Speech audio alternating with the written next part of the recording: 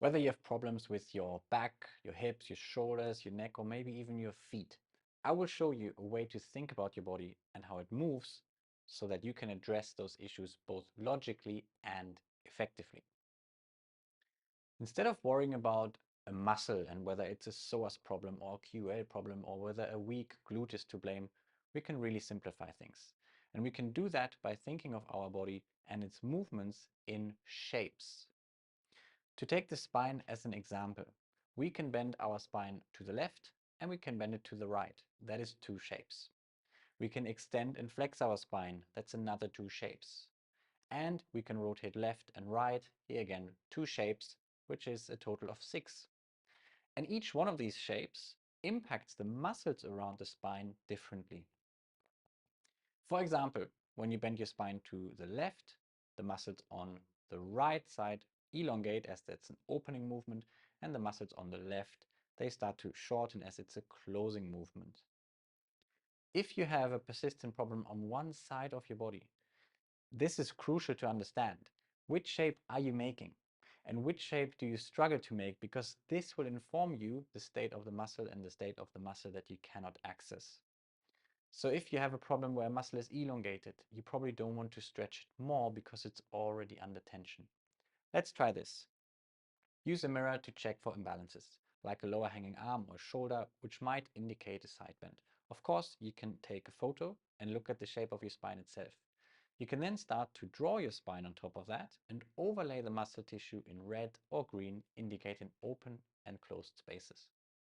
This is something that you can do for all three planes of motion or all six shapes.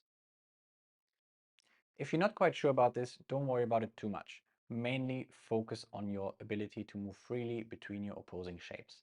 However, if you notice that there is a difference in shoulder mobility between your left and right side, you can be pretty sure that there is some kind of a bend or rotation in your ribcage and your spine, as I quickly show in this video over here. This is a way of thinking it that you can apply to any structure of your body. We can apply this concept to the hips, for example. Here again, we can make our own life very simple and think in shapes. We could lose our sleep over which one muscle is causing our problems, or we can look at only 8 shapes and understand groups of muscles and how they respond to those shapes. We can check, is my pelvis more anterior tilted or posteriorly tilted? Is it hiked on the left or is it hiked on the right? Is it shifted to the left or is it shifted to the right? Is it rotated to the left or is it rotated to the right? Here we have 8 shapes. Follow the same idea. Find out where you are, and then importantly, find out what you can and can't do from there. For example, if my pelvis is hiked on the left, my inner thigh muscles on the left, or the adductors, they will be more closed and therefore short, whereas the muscles on the outside of that left hip will be more elongated. For the right hip, it is then the opposite. My right adductors or groin muscles will be longer, whereas my abductor muscles on the outside of my right hip will be shorter as that space is closed. Now you can actually pinpoint where your issue is and check whether you can move back out of it, which is ultimately the goal. Of course, this can then be done for your anterior tilt and your posterior tilt, for your shift to, and as well for your rotations. Which space is closed, which space is open, and how can you move back out of that? You might have noticed that when we looked at the images of the pelvis here, there was also a spinal shape associated with that. A spinal shape that we already looked at when we looked at the spine itself. And this is where you can and potentially have to look at the relationships that different structures have with each other and on each other. A left hike, for example, creates a side bend of the lumbar spine to the left. So if you found that your spine was bent this way and you struggle to bend it to the right, then it might be worth checking out your pelvis. Have you been told that you have scoliosis? Guess what?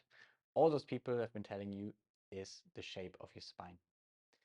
If you think in shape, not in diagnosis, then we can actually work with that in order to reorganize how the spine not only looks, but also how it moves and feels. Because here, in the case of a scoliosis, again, you can overlay muscle tissue on that to understand where you are and where potentially you want to go. I said that we can apply this to any structure in the body. So finally, let's look at the feet. For conditions like plantar fasciitis, understand that your feet as well can move into different shapes. These shapes will again influence muscle tissue. The shapes that we're looking at in the feet, they're called pronation and supination. In pronation, the foot spreads and lengthens, and therefore the tissues in the sole of the foot lengthen. In supination, the foot arches and shortens, and therefore the tissues in the sole of the foot shorten. The goal is to move freely between these two shapes, and this movement allows your foot muscles to lengthen and shorten so that you're not stuck in one place. So here's what to do. Know the available shapes. Secondly, find out which shapes are you currently making and whether you can move out of that to make the opposite shape. Finally, restore your full movement from shape A to B, taking into consideration that if something is painful and elongated, you probably don't want to stretch it more at this point. And as you work through these steps, you might notice that something seems to be holding you back from achieving the opposite shape. First of all, take it easy. Try not to push and force your way through it, because as I always say, if you tried hard and it didn't work, try soft. But this is where you might need to consider how one shape of a structure is influencing the shape of another structure, as I explained in the pelvis and spine example. By starting with this simple framework of understanding and balancing shapes in your body, you will take a significant step towards achieving more comfort and mobility without having to overthink muscles. So keep it simple, be curious, and explore.